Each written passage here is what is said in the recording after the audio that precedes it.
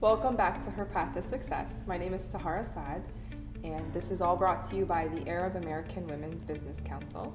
And on this segment, which is specially for Arab American Heritage Month, we have a very special guest. It's one of the original members from the AAWBC from when it started back 10 years ago, Yvonna Abraham. Now a little bit quick bio on her. Yvonna Abraham was appointed Magistrate and Probation Director at the 20th District Court in Dearborn Heights in December of 2011. She was appointed to her position by the court and confirmed by Dearborn Heights Council and was the youngest magistrate in the state of Michigan, not in the city, in the entire state. In her role as magistrate, she handles traffic violations and other small crimes.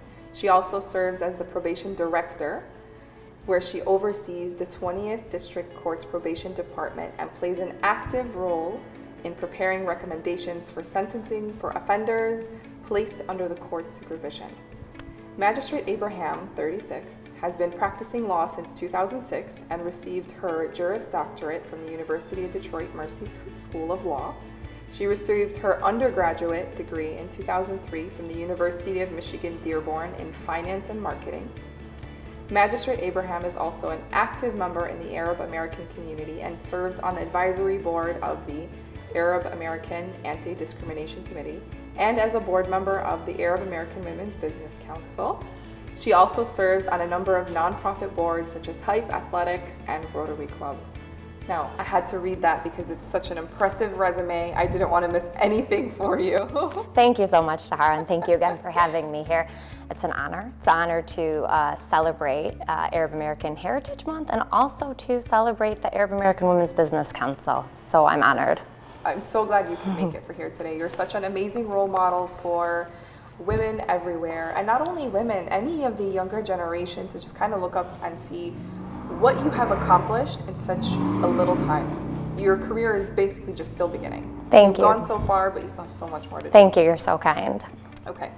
Now, as part of the Arab American Heritage Month, a big picture of it is our culture and how much it's influenced. The influences show on us and our lives and just careers. So, how has the culture really influenced you? I'm glad you asked that. I feel that Arab history is one of perseverance. And as an Arab American woman in a field that was primarily dominated by males, I had to break barriers in order to achieve success, especially in the judicial capacity where I'm at. The Arab culture is very diverse and in essence helped me to understand multiple perspectives. On a daily basis at work, I'm presented with cases that require me to understand the intricacies of various issues. So it's taught me the importance of fairness and equality. What I love the most about the culture is the emphasis on the inclusive community. That's what makes the heritage so widely acclaimed by those who have experienced the pure hospitality and love displayed by Arabs throughout the world. The way a mother influences her child, the way a teacher influences a student, that's how Arab culture has influenced me. It's very family and community centered, and this is what has motivated me to mentor and offer my guidance to a lot of the young leaders and aspiring people in the community. Very profound, and I think that's a very big influence. I feel like it had a big impact on you as a person and you and your career. So I think that's very good to hear and good to know. Thank you. As we mentioned, you've been with the AAWBC since it began 10 years ago. Yes. And that's a long time to be involved in any type of organization. So how has it shaped you and how has it helped you daily and in your career? Well, I think that's a testament to the organization.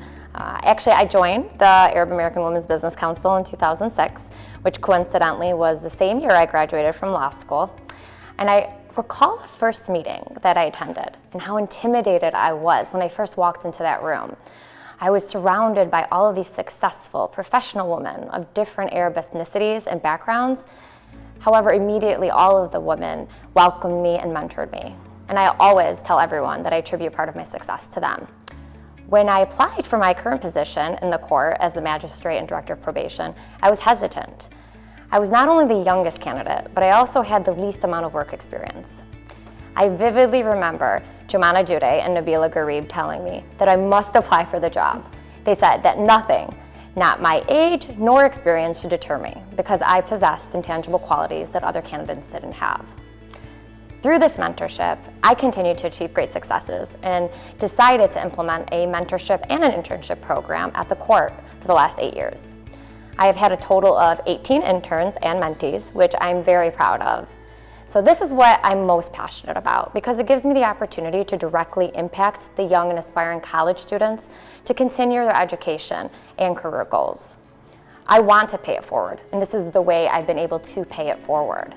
My passion has always been to empower the young Arab American woman by providing them access to networking, leadership, educational opportunities, anything that they may need. I think that's awesome, and I think that's really great because if we're not helping others in the world, then I feel like we kind of stay stagnant, and the more you help others, the more you help yourself and just feel better. You know, I remember one time asking the ladies, what is it that I can do? How is it that I can thank you for everything you've done for me? And they told me, just pay it forward. They said that they had to stand on someone else's shoulders to get to where they're going, and that they were putting me on their shoulders, and then in return I have to put someone else on my shoulders. So I've always thought of that, and that's always carried me through. Well, you're definitely paying it forward, I can tell you that much. And I think interesting, something that you mentioned is when women are going for leadership positions or opportunities, it's not that they might have a lack of the opportunities, but it's also they're not going for it because they feel exactly like you felt. I'm not completely qualified, let me wait till I'm 100% qualified. But something interesting is I read somewhere that men will apply for a position if they meet less than half of the qualifications, but women are more hesitant until they meet all of the qualifications. So I think you are a testament to the fact, and go out there and take a risk, and you won't know unless you try. Oh, 100%, and I'm so happy that I took their advice and I forged forward and I did apply, and here I am today.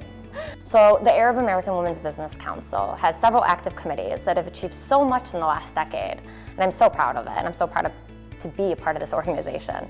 For the past 10 years, they've hosted an annual breakfast that features high-ranking, successful women to share their journey and how they've become successful.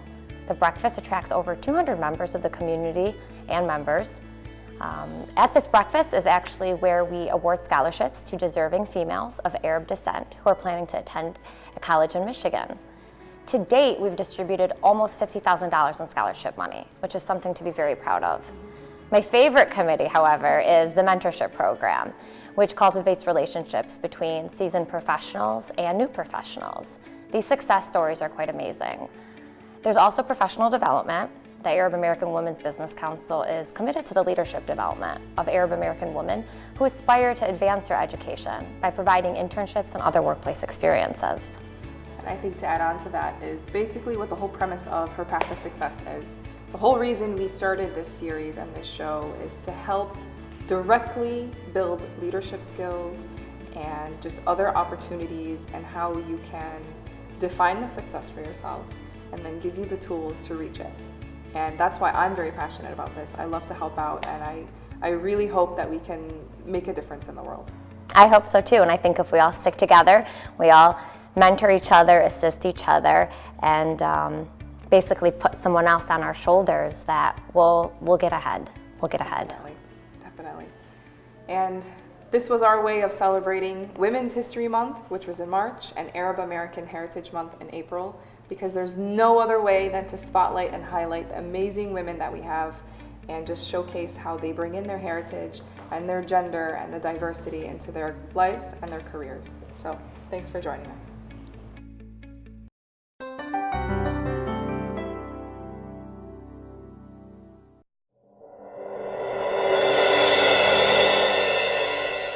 We'd like to give a special thanks to all of our sponsors who help make these segments of Her Path to Success possible. ProCam Detroit for the studio time and Little Shadows Photography for the backdrop.